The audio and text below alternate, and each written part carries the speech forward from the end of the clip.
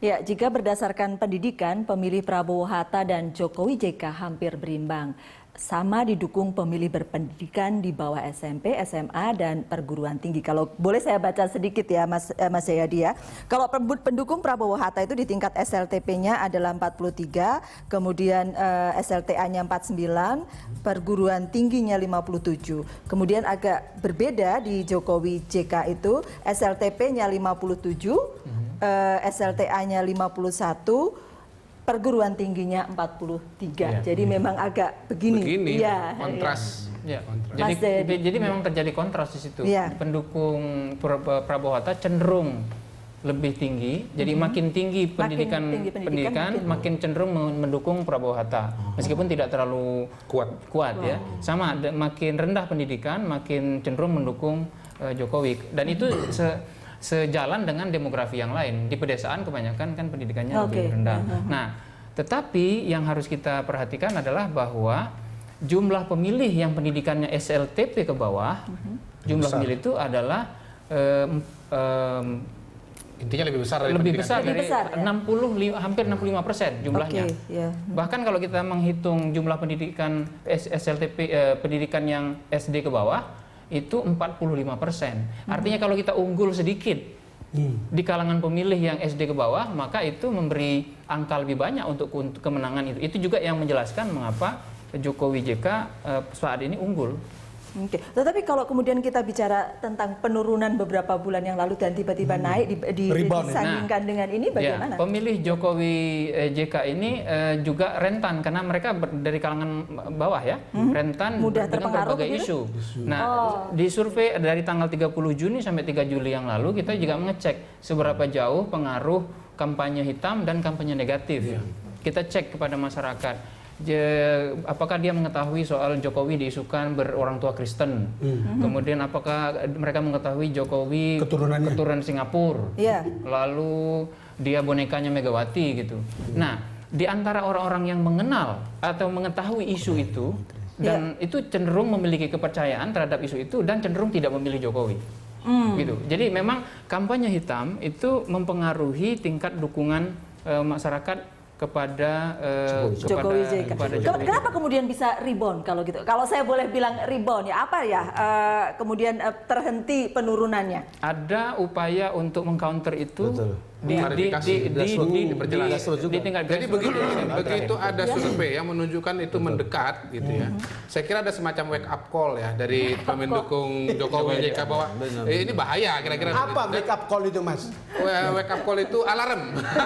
Maksud saya apa aja waktu itu kalau apa saja yang kemudian menjadi dekat gitu. Surveinya menjadi dekat sehingga kemudian mereka kita ini pada posisi berbahaya. Katakanlah misalnya salah satu alasannya karena serangan dari negatif campaign atau kampanye hitam begitu. Sehingga akhirnya terjadi proses untuk menjelaskan yang intensif setelah itu. Kalau Mas Kris ini Mas berkali-kali BB ke saya, Mas kita harus kasih tahu begini supaya dia kerja partainya itu.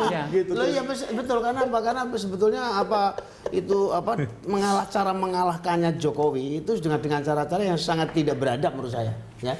Terus dengan cara-cara kampanye sangat tidak masuk akal sama sekali. Bagaimana seorang Haji Jokowi kok Hubertus Jokowi gila tuh. Tapi itu works gitu loh maksud saya. Memang itu ada plesetannya Mas. Memang. Mas waktu saya dulu nama saya kan M Kodari, ya Muhammad Kodari. Waktu di CSIS saya Markus Kodari. Lalu ada dosen saya Martinus. Itu salah sendiri tuh. Ya. Nah, jadi karena itu sebetulnya kemenangan Jokowi itu menurut saya. Kalau itu ada fairness dalam kompetisi ini, menurut saya memang lebih besar daripada 10%.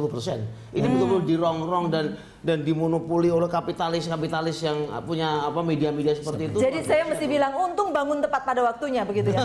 Iya, mereka bangun tepat pada waktunya. Tapi kembali ke survei, mestinya kita tidak perlu ribut seperti ini kalau tidak dijadikan alasan untuk mendeklar kemenangan. Dan ini baru saja kita dapat berita. Mendeklar dan bisa menghasut massa loh, Mas. Iya, Mas.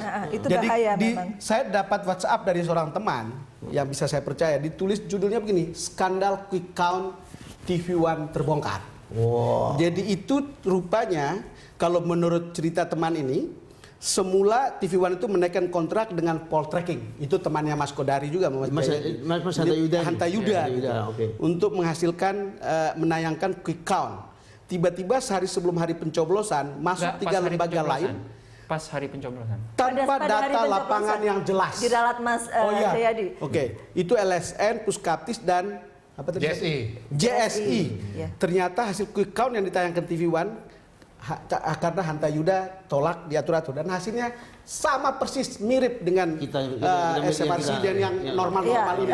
Menurut Poltrak itu Prabowo 46,6, JK Yusuf Kala dan Jokowi 53,3. Ya, dan Hanta Yuda sudah preskon ya tentang ini Oh, ya. sudah Ya, ada Mas ada saya hadir. Ada Mas Jayadi. Oke. Jadi Mas, ini menurut saya ya. mudah-mudahan bapak-bapak yang ada di kubu Pak Prabowo dan Pak Hatta ini betul-betul menyadari kalau ini digenjot terus-menerus, ya kan, dan kemudian menjadi sikap yang fanatik. Itu yang tadi Mas Kodari sudah bilang bahwa ini yang korban akan rakyat.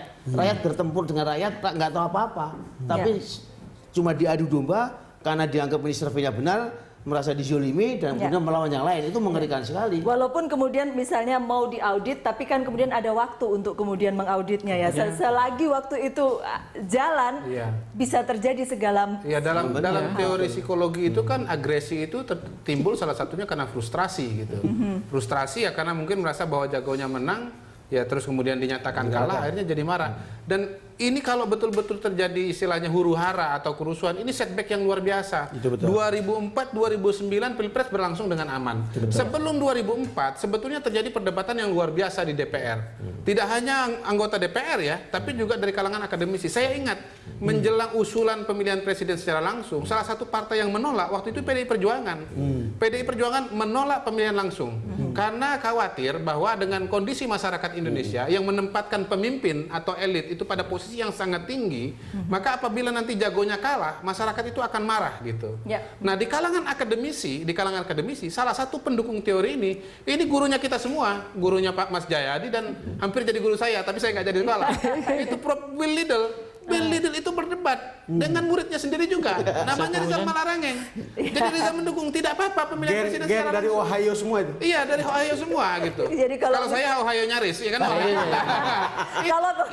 Jadi terbukti bahwa ternyata pemilihan presiden langsung di Indonesia tidak menimbulkan konflik sosial.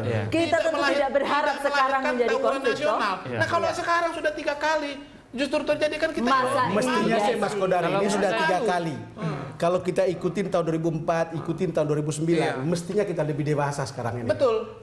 Tapi begini Bang Don, ini untuk pertama kalinya kita memiliki pertarungan yang head to head antara dua kandidat di tingkat nasional. Setuju. Itu satu. Yang kedua, ini ternyata tidak ada kandidat yang sangat dominan terhadap kandidat yang lain. Itu yang menyebabkan kedua pendukung itu kemudian menggunakan segala isu yang mungkin untuk mengalahkan pihak yang satu. Jadi pertarungannya tidak lagi seperti pertarungan antara dua anak bangsa, tapi seperti perang dua gladiator, dua musuh. Tapi faktor dua tadi tentu penting. Tapi faktor yang juga menimbulkan sesuatu yang mencemaskan itu demagogi itu. Tidak cuma retorika, tapi membakar semangat orang dengan mencari musuh yang abstrak, ya kan? Dan itu diserang, kita dibenci dan sebagainya. Itu menimbulkan situasi yang memang mencekam, ya kan? Seakan-akan tidak ada ancaman dan sebagainya. Kalau soal kerusuhan, sebetulnya saya tidak pernah percaya bangsa yang begitu dirajut dengan sangat baik dengan tenunan keragaman ini bisa kerusuhan yang masif dan mematikan. Kerusuhan bisa terjadi kalau kerusuhan itu dilakukan atau diinisiatif oleh elemen-elemen dari institusi negara yang seharusnya mengamankan negara. Itu baru bisa. Jadi suasananya memang hangat, tetapi Mas Kris yakin bahwa masyarakat akan lebih berpikiran jernih. Asal instrumen kekerasan negara ini tidak ikut serta itu. Oke, baik. Kita jeda dulu, kita akan kembali untuk Anda sesaat lagi.